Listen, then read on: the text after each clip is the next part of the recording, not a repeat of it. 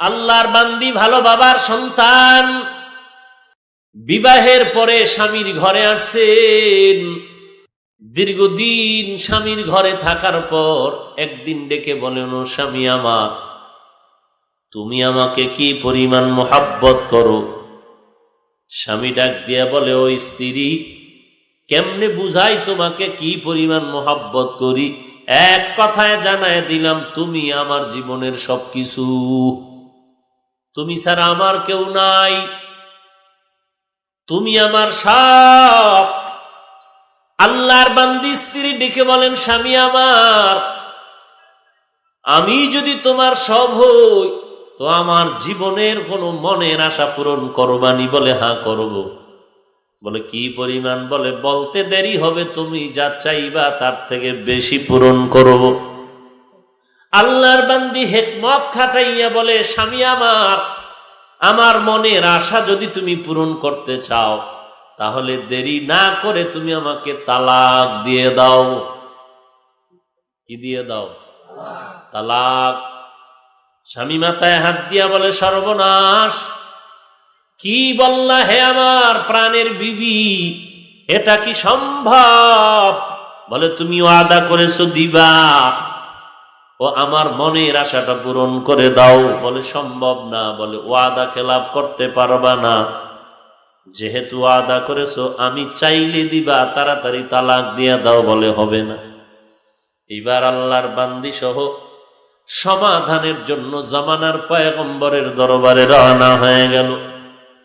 স্বামী আর স্ত্রী দুজন যায়। পথি মধ্যে হঠাৎ স্বামী রাস্তায় আছাড় খেয়ে পড়ে হোঁচট খেয়ে তার পা ভেঙ্গে যায়।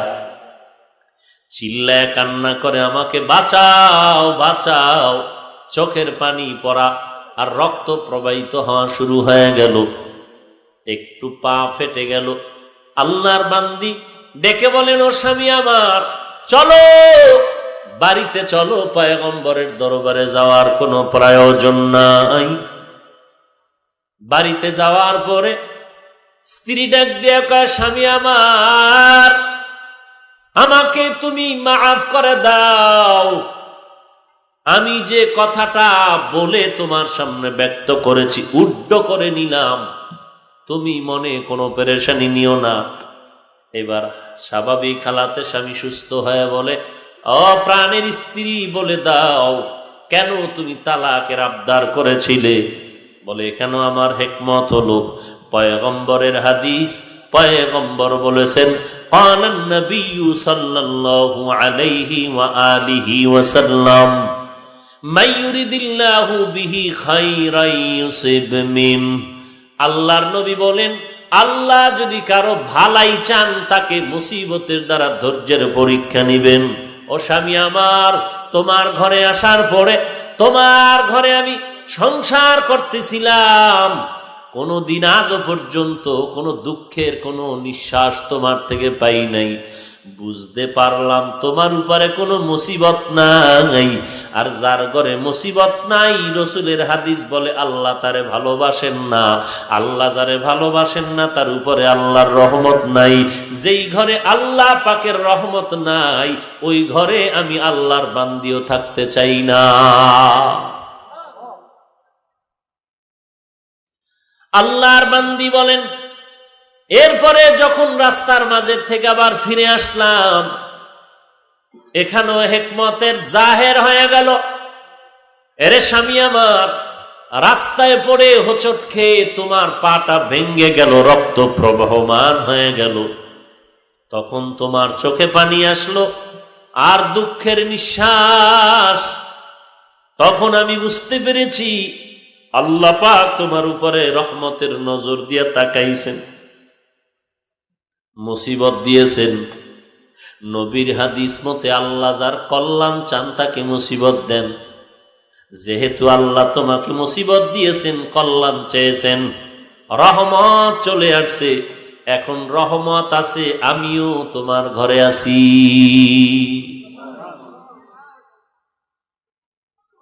ও যুবক, যারা বিবাহ করেছেন, এমন একজন আল্লাহর বান্দি যদি পাইতেন যে আপনি দোকানদারি করবেন আর আপনার স্ত্রী ঘরে বসে নামাজ পড়ে দোয়া করবে, আল্লাহ আমার স্বামী বাজারে যায়, সারাটা দিন দোকানদারি করে, কত মানুষ দুইটা বকা দেয়, গালাগালি করে, ঝগড়া করিয়া, এরপর বাসায় এসে তো মনটা খারাপ করে না, হাসি মুখে এসে খানা দেয়, বাজার পাঠায় দেয়।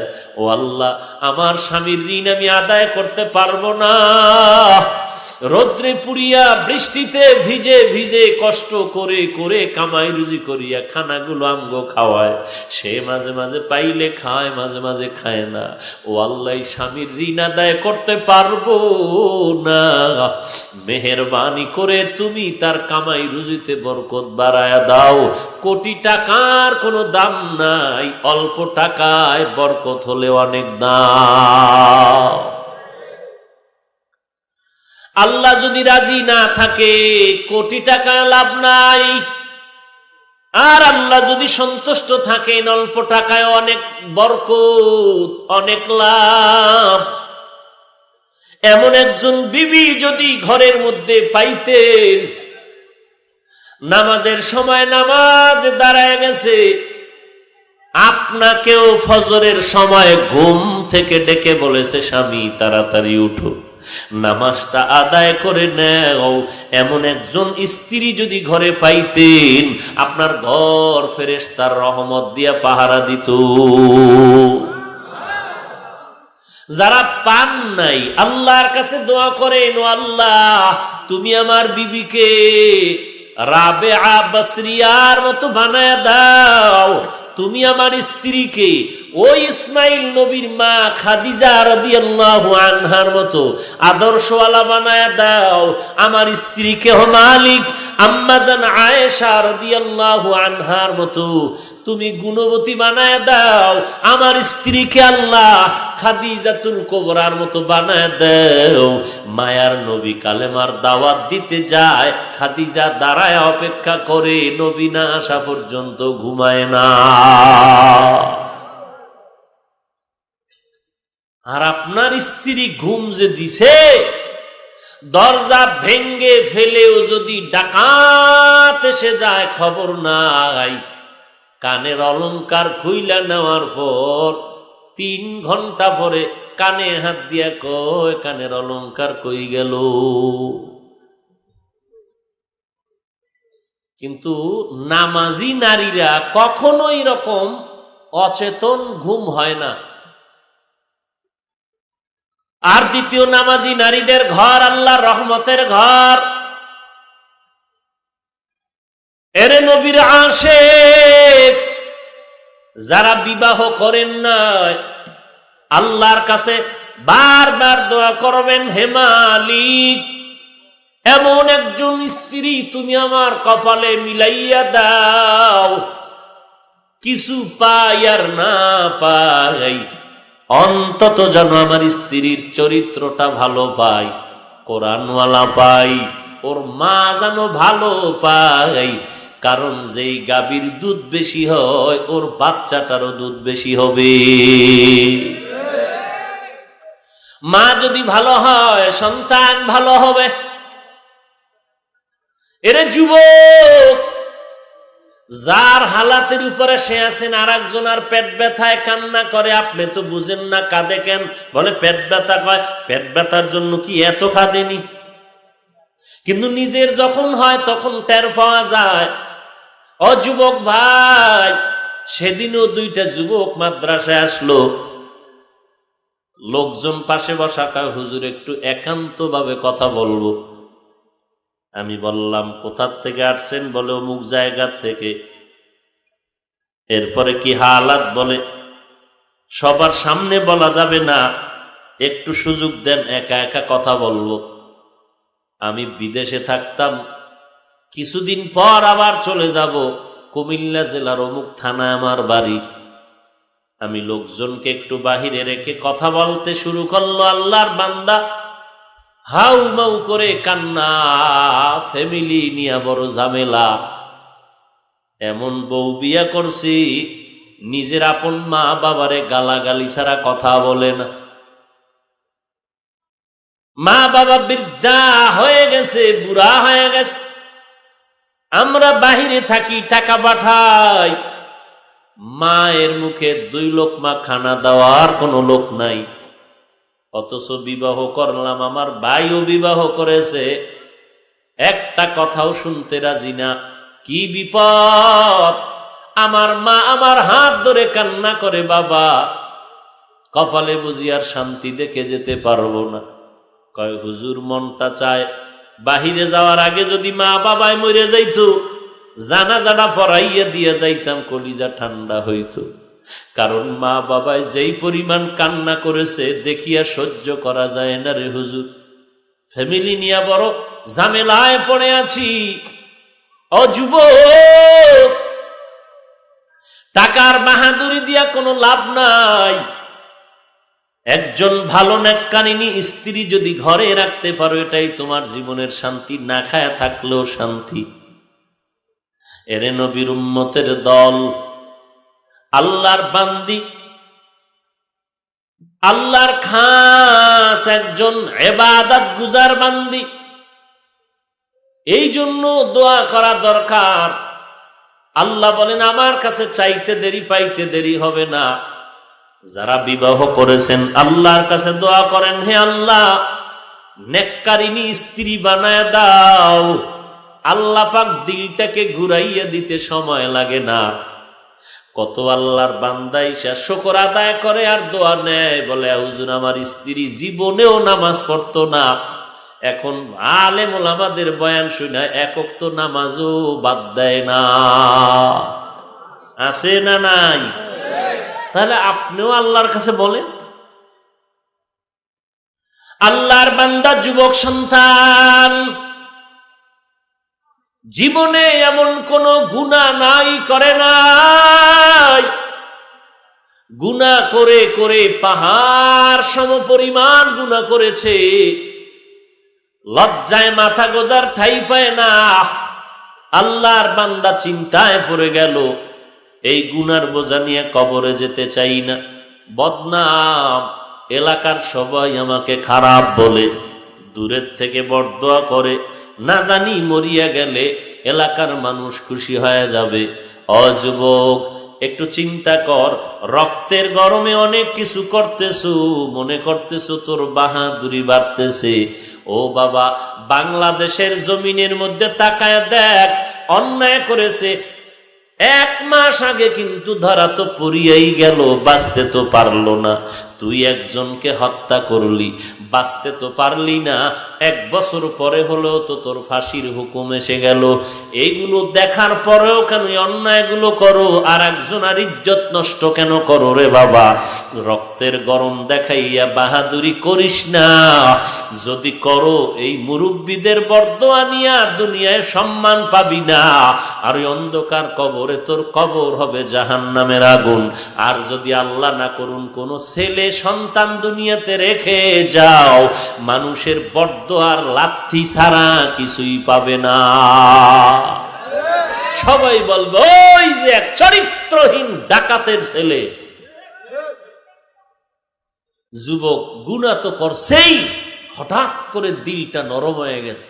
আয় আয়, নিজে অপরাধ করছি, মরে যাব, যাক এক ঝামেলা শেষ। কিন্তু আমার ছেলে মেয়ে এই পাপের বোঝা বহন করতে হবে।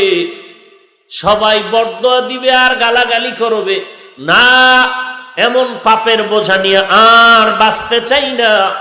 সন্তানদের ঘাড়ের উপরে পাপের বোঝাও দিতে চাই না। রেডি হয়ে গেল বান্দা তওবা করার জন্য। তওবা কেমনে করবে? মসজিদের ইমাম সাহেবের কাছে গিয়া পরামর্শ চাইল। ইমাম সাহেব ডেকে বলে, এরে যুবক, যাও, তোমার জীবনের পরিবর্তন যদি চাও, উপরে একটা টুপি আর পাগড়িয়ার লেবাস লাগাইলে হবে না। যে আসল জিনিসটা তোমার পরিবর্তন লাগবে, ওই আসল জিনিসের নাম হলো তোমার অন্তর। তোমার কলবটারে ধোলাই করা লাগবে। অন্তর যদি তোমার পরিবর্তন হয়, দিল ভালো হয়ে যাবে, পুরা মানুষটা ভালো হয়ে যাবে। এরে নবীর উম্মতের দল, আল্লাহর নবী এই জন্য বলে বলেন, সাবধান হে মানুষ, আলা ইন্না ফিল জাসাদি মুদগাহ ইজা সালুহাত সালুহাল জাসাদু কুল্লু ওয়া ইজা ফাসাদাত ফাসাদাল জাসাদু কুল্লু আলা ওয়া হিয়াল কলব। আল্লাহর নবী বলেন, গোশতের টুকরা কলব আছে মানুষের ভেতরে, ওই গোশতের টুকরা যদি ভালো থাকে পুরা মানুষটাই ভালো থাকবে। পুরা গোশতের টুকরা যদি খারাপ হয়ে যায় মানুষটা খারাপ হয়ে যায়। যার কিডনি নষ্ট হয়ে যায় দোনোটা, লোকটার কেমন যেন সুন্দর শরীরটা কালো হয়ে যায়, খানার আশা নষ্ট হয়ে যায়, রুচি নষ্ট হয়ে যায়, ধুকে ধুকে ধুকে ধুকে মরণের রাস্তায় পড়ে যায়। আল্লাহর নবী বলেন, এই কলবটারে ভালো কর। আমার নবীর 1 নাম্বার মিশন ছিল মানুষের অন্তরকে গুনাহ থেকে বাঁচায় জান্নাতের দিকে আগায় দেওয়া। এরে নবীর উম্মতের দল, এই কলবটা যেদিন ভালো হয়ে যাবে ওই দিন পুরা মানুষটাই ভালো হয়ে যাবে। যত বয়ান শোনানো হোক না কেন, কলব যদি পরিষ্কার না হয় ওই বান্দার কোনো বয়ানে কাজে আসবে না। দিন বদল, দিন বদলের পালা, দিন বদলের স্লোগান দেয়, দিনকে বদলায় দাও। না না, দিন বদলায় দরকার নাই, আগে দিলটারে বদলাও, দিলটাকে পাল্টাও। গুনাহের দিলটারে নেকের দিলের দ্বারা পরিবর্তন করে নাও। অন্তরের মধ্যে নেকের সঞ্চার সৃষ্টি করো, নেক আমলের আগ্রহ বাড়ায় দাও। যখন তুমি নেক আমল করবা, ওরে ভাই আমরা টুপি পরলাম, দাড়ি রাখলাম, লম্বা জামা পরলাম, মাদ্রাসায় পড়লাম, যদিও বাংলা দুনিয়ার কোনো সার্টিফিকেট নাই, ও ভাই নামাজ পড়ি, পর্দা করি, হালাল খাই। বলো হে যুবক, আমরা আল্লাহর হুকুম নবীর তরিকা মানতে গিয়া আমগো ব্যবসা বন্ধ হয়েছে নাকি? খানা বন্ধ হয়েছে, বিবাহ বন্ধ হয়েছে? না না, তোমরা যত জায়গায় ঘুরতে যাও, যা করো আমরাও তো কম বেশি করি। তোমরা বেপরোয়া ভাবে চলো, আমরা বেপরোয়া ভাবে চলতে পারি না। কারণ এই টুপি পরেছি যেই নবীর আদর্শের, যেই নবীর মুহাব্বতে দাঁড়িয়ে রাখলাম, ওই নবীর আদর্শের কথা মনে পড়ে একটা অনর্থক কাজ করলেও আল্লাহর দরবারে হিসাব দিতে হবে। এরে নবীর উম্মতের দল, আল্লাহর বান্দা যুবক ইমাম সাহেবের কাছে গিয়া যখন বললেন তওবা করব, বলে করবা। একজন খাঁটি আল্লাহওয়ালার কাছে যাও, যে আল্লাহওয়ালা ঘুমের ঘরে আল্লাহওয়ালা হয় না, জীবনের সব সময়টাকে আল্লাহর পেছনে, আল্লাহর দ্বীনের জন্য ব্যয় করেছে। আল্লাহওয়ালারাও খায়, আল্লাহওয়ালারাও ঘুমায়, তবে আল্লাহওয়ালাদের খানাটা এমন অল্প খানা এবং বরকতপূর্ণ খানা। তারাও ঘুমায়, আমিও আপনিও ঘুমাই। আপনার আমার ঘুমের মধ্যে ইবাদত নাই, জিকির আজকার নাই। আল্লাহওয়ালারা অল্প টাইম ঘুমায়, ঘুমটাও তাদের ইবাদত, ঘুমটাও তাদের ইবাদত। এই রকম একজন আল্লাহওয়ালার কাছে যাও। এখন তো এক শ্রেণীর মুসলমান নামদারি বের হয়েছে, উম্মতেরা যেন আল্লাহওয়ালার কাছে যেতে না পারে এই মিশনে নেমেছে। এরা কথায় কথায় বলে আল্লাহওয়ালা দরকার নাই, কোরআন হাদিস মানো। ও ভাই, কোরআন হাদিস তো সাহাবায়ে কেরামের সামনেও ছিল কিনা? কথা বলেন না কেন? সামনেও ছিল। কোরআন হাদিসের ইলম তাদের কম ছিল? বলেন না কেন? কোরআন হাদিসের জ্ঞান কি সাহাবায়ে কেরামের কম ছিল? আমল কম ছিল? ইবাদত কম ছিল? তাহলে সাহাবায়ে কেরাম কোরআন হাদিস থাকার পরেও কেন তারা নবীর কথা মতো চললেন?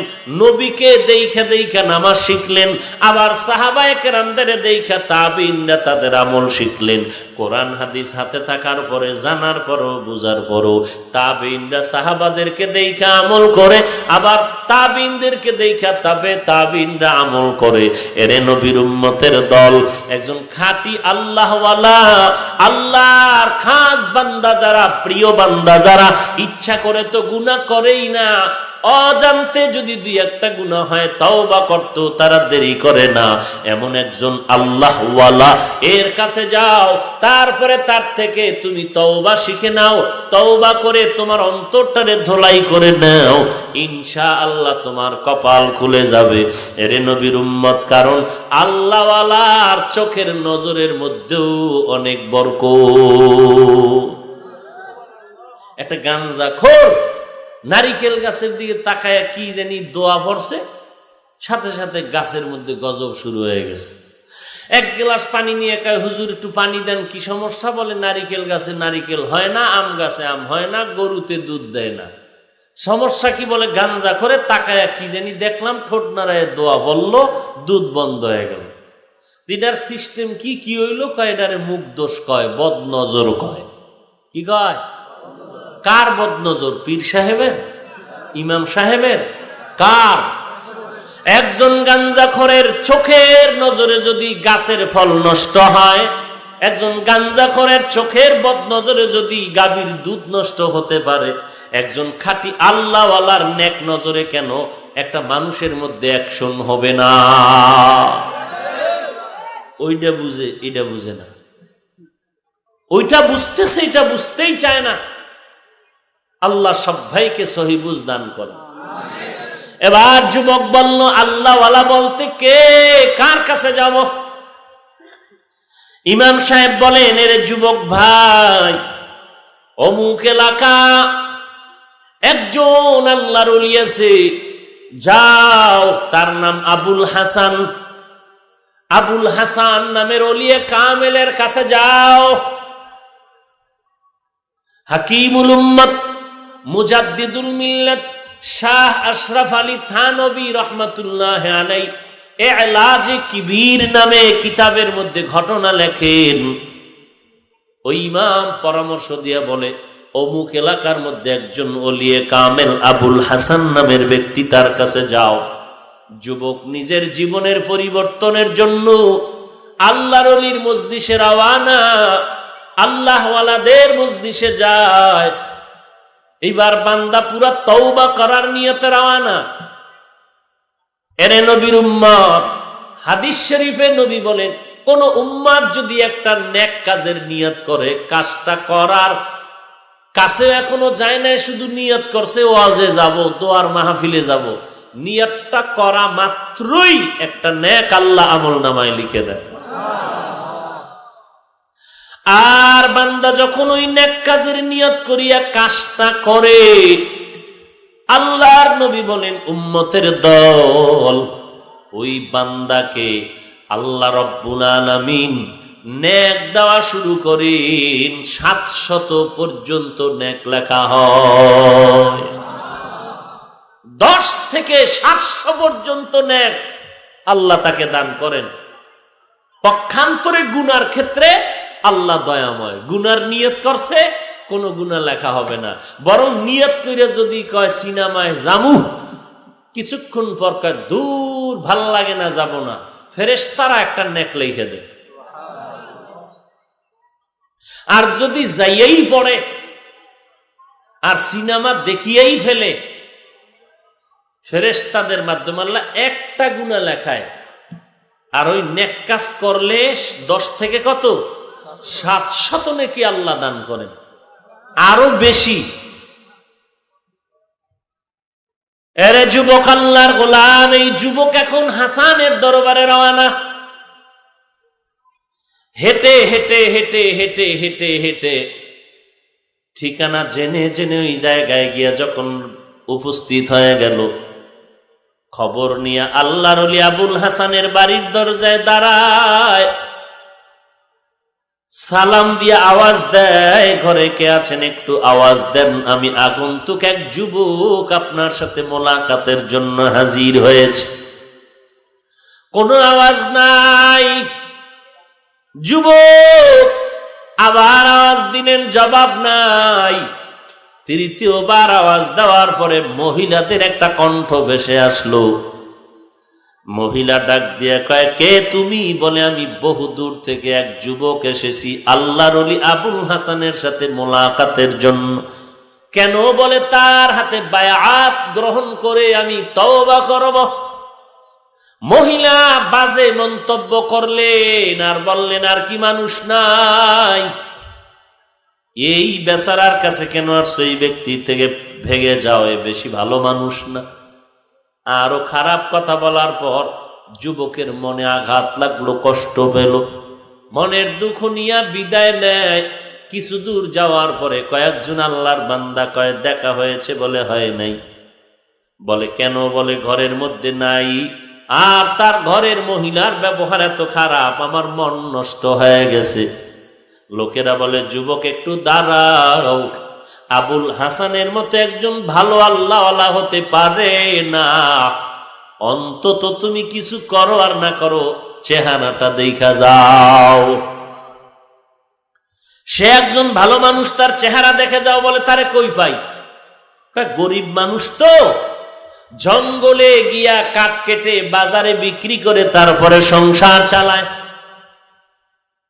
এগুলো আল্লাহওয়ালা।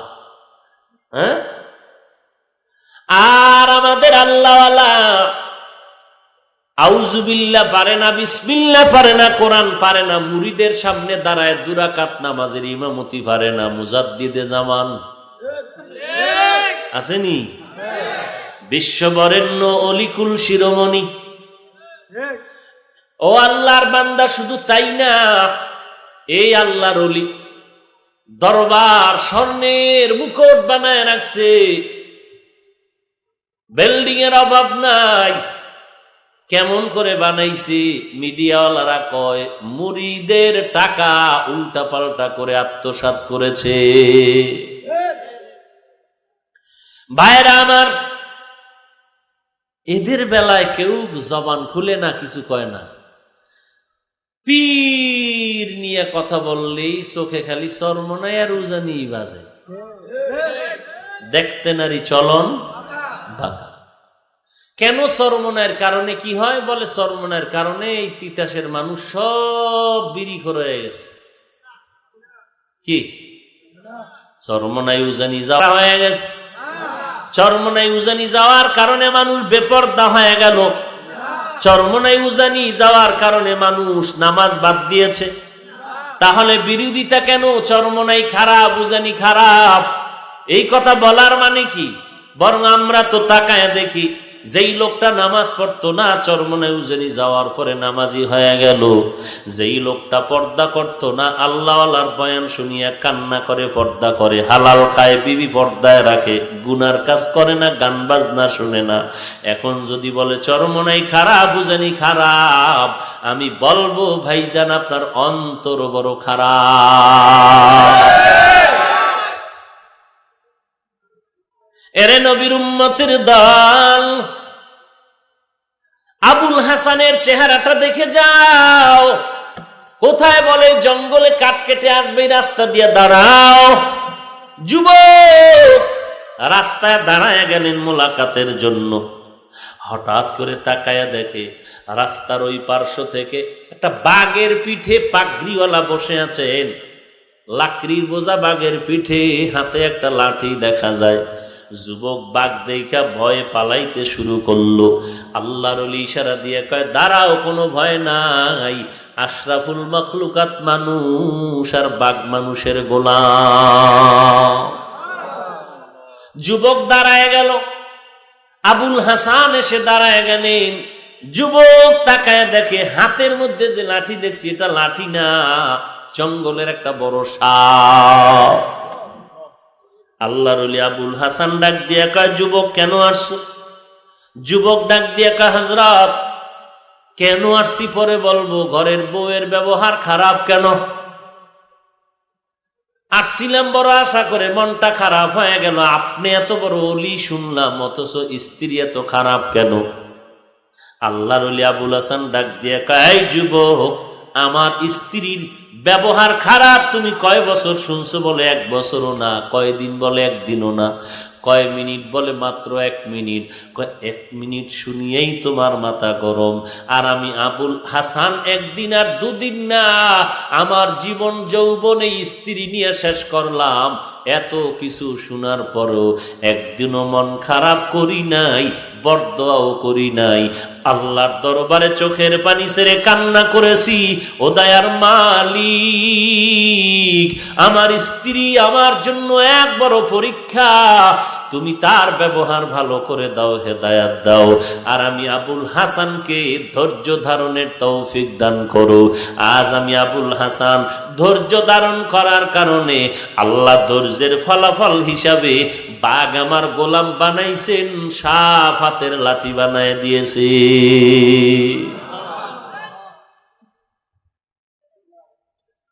একটু নুন বেশি হইলেই চান্দি গরম। হ্যাঁ, স্বামীও গালি দেয় স্ত্রীকে, সন্তানও মার সাথে গালাগালি করে, অমা রান্না খারাপ হলো কেন, তরকারি এমন কেন, ভাতের প্লেট ফালাইয়া দেয়, খাবো না। আসেনি? মায়ের সাথে কত খারাপ আচরণ করলি রে যুবক, কিন্তু এত খারাপ আচরণ করার পরেও তোর মা তোর সাথে কিন্তু খারাপ আচরণ করে না। মা একটু সামান্য অজান্তে ভুল হইলে তুই মেনে নিতে পারো না, অথচ তুই মায়ের কোলে যেদিন পায়খানা প্রস্রাব করে দিয়েছিলি, মা কিন্তু নাক চেপে তোরে ফালায়া দেয় নাই। আব্বা আর ভাই বোনেরা সব দূরে সরে গেল, আম্মা জান আমার পায়খানা প্রস্রাব নিয়ে আমাকে দোয়াইয়া মুসাইয়া চুমো দিল আর খানা দিল। আম্মা জান কোনোদিন রাগ করিয়া যদি আমাকে একটু তাড়ায় দিতেন, ফালায় দিতেন, আমি আর বাঁচতে পারতাম না। এরে যুবক, ওই মা বাবার সাথে এখনো যারা দোয়া নিতে পারো নাই, ভালো আচরণ করতে পারো নাই, সময় আছে, তওবা করে নাও। মনে করিও না মহামারী বুঝি শেষ হয়ে গেছে। এখনো কিন্তু বহুজনে আসে দোয়া চায় টেলিফোনে, হুজুর আমারে করে নাই ধরছে, একটু দোয়া করেন। আল্লাহর কাছে একটু বিনয়ের সাথে দোয়া করেন। ওরে আল্লাহর গোলাম, আল্লাহ যখন ডাক দিবে, কে বুড়া, কে অলি, কে মুরিদ, কে পীর, কে ইমাম, কে মুক্তাদি, কে ধনী, কে গরিব, কে ছাত্র শিক্ষক, আল্লাহ এটা দেখবেন না, আজরাইলকে পাঠাইবেন, জীবনটা নিয়ে যাবে, কেউ ধরে রাখতে পারবে না। এরে আল্লাহর বান্দা, এখানে অনেক যুবক আছো, অনেকের মা নাই, অনেকের বাবা নাই, অন্ধকার কবর থেকে দোয়া চায়। আজকে রাতের বেলা ঘুমাইয়া গেছো, ঘুমের ঘরেও তো কত মানুষ মরে যায়। তোমার আমার যদি মরণ হয়, সকালবেলা সবাই চিল্লায় বলবে, তোরা তাড়াতাড়ি আয়, কবর জিন্দা মানুষটা কবরের বাসিন্দা হয়ে গেল। তুমি কিন্তু সব দেখতে থাকবা, জবান আর খুলবে না, কিছুই বলার নাই। কেউ যাবে তোমার আমার জন্য বাঁশবাগানে কবর খনন করতে, কেউ যাবে কলা গাছের পাতা কাটার জন্য, কেউ বাঁশ কাটার জন্য। কেউ বলবে না আমার সন্তান এনে আমার কাছে শোয়া রাখ, ভাইও বলবে না ভাইকে শোয়া রাখ, বন্ধু বলবে না বন্ধুরে আমার কাছে রাখ, বরং বন্ধু তোমার হাতের ঘড়িটা তোমার বন্ধু নিয়ে যাবে, তোমার গায়ের গেঞ্জি বেলেট দিয়া কেটে রাখবে, তোমার মানি ব্যাগটায় হাত দিয়া চুপে চুপে কেউ পারলে টাকাগুলো নিয়ে যাবে, তোমার গলায় যদি কোনো স্বর্ণের চেইন থাকে নিয়ে যাবে। এইভাবে কিন্তু সবাই নিয়ে চলে যাবে। এরপরে তোমার রেখে যাওয়া সম্পদগুলো ভাগ ভাগ বটোয়ারার জন্য পাগল হয়ে যাবে। আর তোমাকে 3টা সাদা কাপড় পরাইয়া কবর দেশে নিয়ে সবাই মাটি দিয়ে চলে যাবে। ওই কবরে যদি বান্দা নেক আমল নিয়ে যেতে পারো, কপাল ভালো, জান্নাতের বিছানা কবরে পেয়ে যাইবা। আর আল্লাহ না করুন যদি গুনাহ অবস্থায় তওবা না করে কবরে যাও, ওই কবরে জাহান্নামের আযাব শুরু হয়ে যাবে। এরে নবীর উম্মত, আল্লাহর কোরআনও মিথ্যা না, নবীর কথাও মিথ্যা না। গুনাহগারের জন্য কবরে আযাব হবে, কথাটাও মিথ্যা না।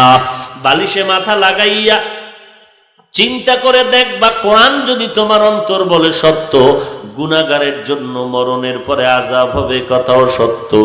যদি এই সত্য কথাই অন্তরে স্বীকার করো, আল্লাহর ওয়াস্তে তওবা করে নিও, গুনাহ নিয়ে কবরে যাইও না। আল্লাহর দরবারে তওবা করো, আর আল্লাহর হক যা নষ্ট করেছো তাড়াতাড়ি তা পূরণ করার চেষ্টা করবা। বান্দার হক, মা বাবার হক, ভাই বোনের হক, প্রতিবেশীর হক, সবগুলো যথাযথ আদায় করবা। একটা কথা দিয়া যার মনে আঘাত দিছো তাড়াতাড়ি ফিরাইয়া নাও। সামনে পাইলে হাতটা বাড়াইয়া মাপ চাও।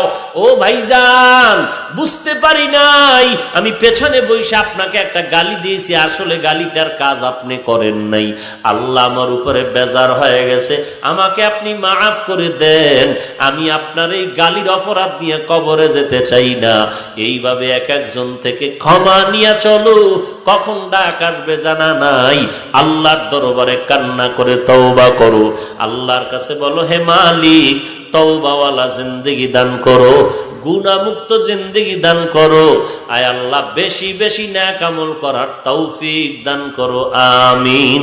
আলহামদুলিল্লাহি রাব্বিল আলামিন, ওয়াসসালাতু ওয়াসসালামু আলা সাইয়্যিদিল আমবিয়াই ওয়াল মুরসালিন ওয়া আলা আলিহি ওয়া আসহাবিহি আজমাইন। ইয়া আরহামার রাহিমিন, ইয়া আরহামার রাহিমিন, ইয়া আরহামার রাহিমিন। রব্বিরহামহুমা কামা রব্বায়ানি সগীরা। আল্লাহুম্মা ইন্না নাউযু বিকা মিনাল বারাসি ওয়াল জুনুনি ওয়াল জুযামি ওয়া মিন সাইয়্যিল আসকাম। আল্লাহুম্মা ইন্না নাউযু বিকা মিনাল বারাসি ওয়াল জুনুনি ওয়াল জুযামি ওয়া মিন সাইয়্যিল আসকাম। আল্লাহুম্মা ইন্না নাউযু বিকা মিনাল বারাসি ওয়াল জুনুনি ওয়াল জুযামি ওয়া মিন সাইয়্যিল আসকাম। ও দয়ার মালিক, সারা দুনিয়ার মানুষের চোখে পানি, হাহাকার। দোকানওয়ালার দোকানে ব্যবসা নাই, চাকরি নাই, কামাই রুজি নাই রে আল্লাহ। কত মানুষ কত মুসিবতে পড়িয়া আপনার দিকে তাকাইছে রে আল্লাহ। গুনাহের কারণেই তো আজ আমরা এই অশান্তিতে ভুগতেছি। আজ আপনার দরজায় হাত তুলেছি, আর গুনাহ করব না। শয়তানের ধোকায় পড়ে গুনাহ করেছি, নফসের ধোকায় পড়ে গুনাহ করেছি। আয় আল্লাহ, আজ আমার গুনাহের কারণে আমার মা কষ্ট পায়, আমার বাবায় কষ্ট পায়। আমার গুনাহের কারণে আমার সন্তান কষ্ট পায়, আমার স্ত্রী, আমার পরিবার, আমার প্রতিবেশী, আমার ঘরের মানুষ কষ্ট পায়। আয় আল্লাহ, মেহেরবানি করে দয়ার নজরে আমাদের সকলের সব